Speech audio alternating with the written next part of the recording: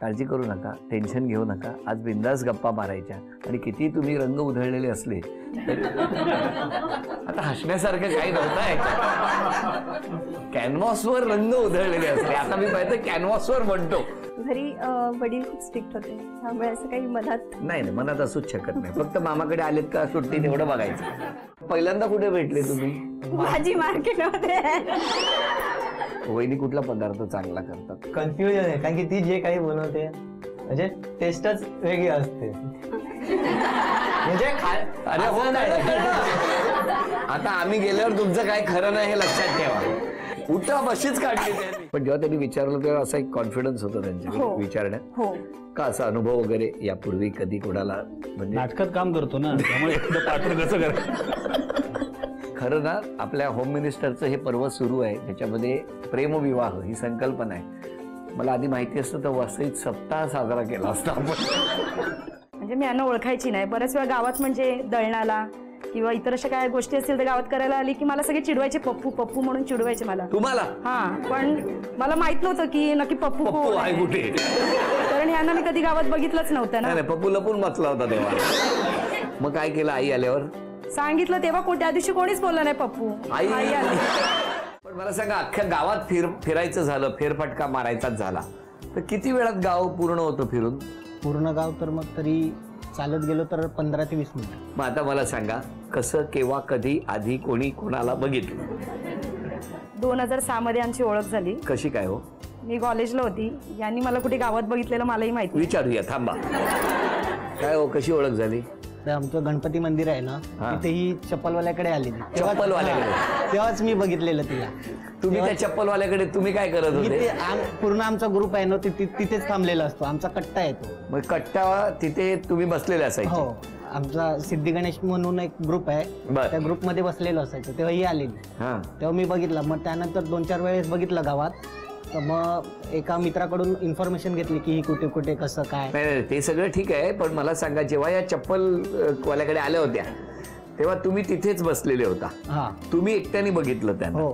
तुम्ही तेव्हा बघितलं त्यांना? नाही, मी यांना गावात बघितलंच नव्हतं. म्हणजे याच्या आधी मी त्यांना बघितलंच नव्हतं. त्याच्या आधी तुम्ही गावात नव्हते? होतो, पण हिने बघितलं नव्हतं. तुम्ही मी बघितलं बघितलं नव्हतं? बरोबर. तुम्ही तेव्हा त्यांना बघितलं? हो.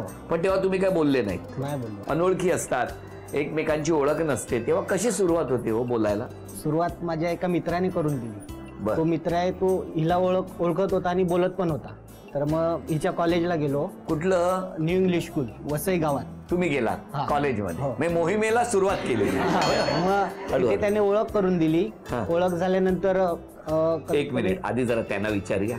काय हो, कसं काय ओळख कशी झाली? म्हणजे मी यांना ओळखायची नाही. बऱ्याच वेळा गावात म्हणजे दळणाला किंवा इतर अशा काय गोष्टी असतील तर गावात करायला आली की मला सगळे चिडवायचे, पप्पू पप्पू म्हणून चिडवायचे मला. तुम्हाला? हा, पण मला माहित नव्हतं की नक्की पप्पू आहे कुठे, कारण यांना मी कधी गावात बघितलंच नव्हतं ना. नाही पप्पू लपून बसला होता तेव्हा. त्यांना कधी गावात मी बघितलं, कारण ती कुठल्या मुलांमध्ये मी बघितलंच नव्हतं त्यांना. बरोबर. आणि गावात त्याची ओळख नव्हती. मला सांगा, कुठे लपून बसायचं ते आले की? तिथेच असायचो, पण तिला माहिती नव्हतं की मीच पप्पू आहे. अच्छा अच्छा, मग तुम्हाला चिडवायचे का? मग मी एकदा आईला पण सांगितलं. नाही आईला सांगितलं ठीक आहे, पण तुम्हाला पप्पू वरून तुम्हाला चिडवतात हे कसं वाटलं? पण दरवेळेला मी जायची, दरवेळेला मला पप्पू पप्पूच म्हणून चिडवायचे, तर मला वाटलं मलाच बोलतात असं. पप्पू? अच्छा. हा, मग मी एकदा आईला घेऊन गेली होती, म्हणजे दळणावर गेलेली तेव्हा मला इथे आली ना की पप्पूच चिडवतात. कोण पप्पू आहे तर मला माहित नाही असं. म्हणजे मी बघितलंच नव्हतं ना आधी कधी. होते असतील ते मित्रांमध्ये, पण मी त्यांना कधीच बघितलं नव्हतं. बरोबर आहे. आणि कसं काय चिडवायचं उगाच कोणी कोणाला? मग काय केलं आई आल्यावर? सांगितलं तेव्हा त्या दिवशी कोणीच बोललं नाही पप्पू. आई आल्यावर पप्पू पसार कोणी नाही त्या दिवशी? कोणीच बोललं नाही. ही मित्र सगळे होते तिथे, पण कोणी तोंडातून आवाजच नाही काढला पप्पू म्हणून. तर मग आता काय सांगणार त्यांना? बरोबर आहे. मग नंतर काय नाही असं. मग हे एकदा कॉलेजला आले होते. तुम्ही कॉलेजला गेले? हा, माझ्या कॉलेजला आले. वा, छान. आणि मग नंतर त्या मित्राने ओळख करून दिली. काय म्हणून? हा पप्पू. बोला. मुलीचा स्वभाव शांत आहे, त्याचप्रमाणे जावयाचा स्वभाव शांत आहे. आणि ते ज्या डिपार्टमेंटला कामाला आहे ते डिपार्टमेंट दारूबंदी खाते, पण त्यांना कसल्याही प्रकारचं व्यसन आहे, हे महत्वाची गोष्ट आहे. Very good. पण कसं आहे, जावई कसं आहे? अति सुंदर शांत स्वभाव आहे. त्यावेळेला जेव्हा भेटत होते तेव्हा लक्षात देत नव्हते. हा, त्यावेळेस गोष्टी वेगळी होती. ती वेगळी होती. आता आणखी छान झाली. नमस्कार. द्या. ह्या आमच्या मोठ्या वहिनी आहेत. आणि स्वभावाने पण खूप चांगले आहेत आणि सगळ्यांबरोबर म्हणजे व्यवस्थित स्वभाव त्यांचा आहे आणि छान बोलतात.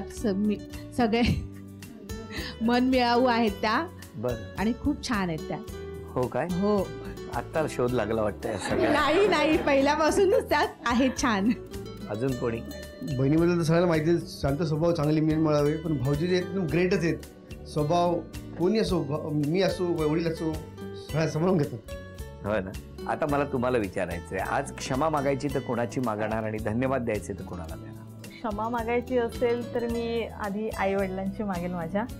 कारण तेव्हा जेव्हा मी लग्नाचं तेव्हा सांगायचे तेव्हा त्यांना खूप प्रेशर यायचं. त्यांच्या चेहऱ्यावरून ते दिसून यायचं की त्यांना एक अशी वाटायचं की हिचं जर पाऊल योग्य ठिकाणी पडलं तर ठीक आहे, जर चुकीचं पडलं तर माझ्या मुलीचं काय होईल. आणि ती धास्ती त्यांच्या मनातली ना ती मला दिसून येते चेहऱ्यावरची. मला खूप वाईट वाटायचं तेव्हा त्यांना सांगायला.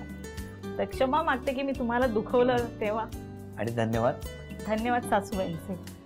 म्हणजे मला लग्न करून आले तेव्हा असं घरातलं जेवण वगैरे असं काहीच यायचं नाही, तर त्यांनी प्रत्येक गोष्टीमध्ये मला सांभाळून घेतलं. म्हणजे काय कसं करायचं काय, माझ्या चुकासुद्धा खूप पोटात घातल्या त्यांनी. त्यामुळे धन्यवाद त्यांचंच मानणार मी. तुम्ही?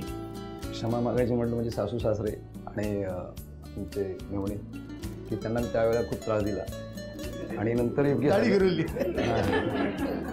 आणि धन्यवाद बोलायचं म्हटलं आई वडिलांचं आणि माझा परिवार आणि माझे मित्रमंडळी, त्यांनी मला त्यावेळेला चांगला सपोर्ट केला. म्हणजे लग्नाच्या वेळेला आणि आमचं एक लग्न कार्य चांगलं पार पडलं. आता खुश आहात? आम्ही आता खुश आहोत. एवढ्यावरती सुटका नाही तुमची. तीनही बक्षिसं मिळवून देणार का आम्हाला बघायचंय. हा, वेळ 2 मिनिटाची आणि अक्षर आहे स. साबण घ्या, साबण. एका वेळेला एक वस्तू आणून ठेवा. साबण, सफरचंद,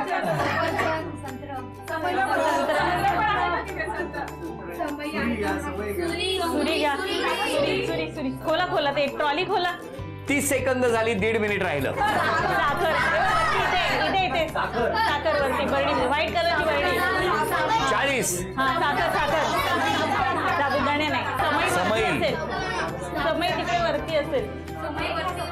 वरती फ्रीजच्या वरती. हा, खोला ते नाहीये त्याच्यावरती बघा.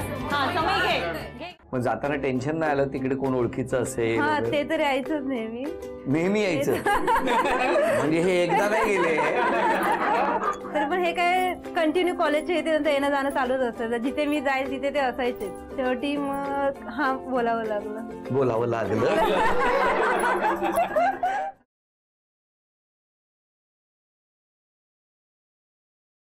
आजा, तू कुठं आहेस मला माहित नाही, पण मला माहिती तू जिथं कुठं आहेस तिथं माझं बोलणं नक्की जाते.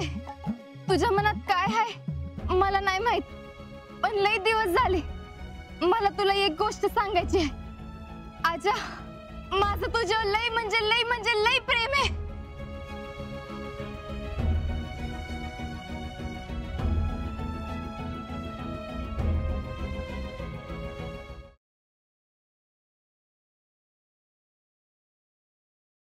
ते खूप जास्ती स्ट्रिक्ट आहेत, त्यांना नाही चालणार असं काही. हो यार, आपले रिलेशन कसं डायजेस्ट होणार आहे त्यांना. हे बा, तुम्ही टेन्शन घेऊ नका, मी काहीतरी मॅनेज करतो. ओके.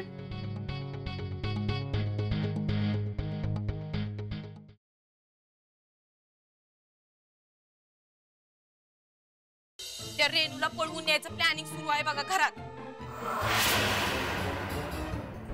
बापू, हे समजा काय चाललंय? म्हणजे रेणूला पळवून न्यायचं प्लॅनिंग चालू आहे आमच्या वाड्यात. समजा ठाव आहे मला, माझ्या घराकडे कोणी बी फिरकला तर माझ्याशी गाठ आहे, लक्षात ठेवा.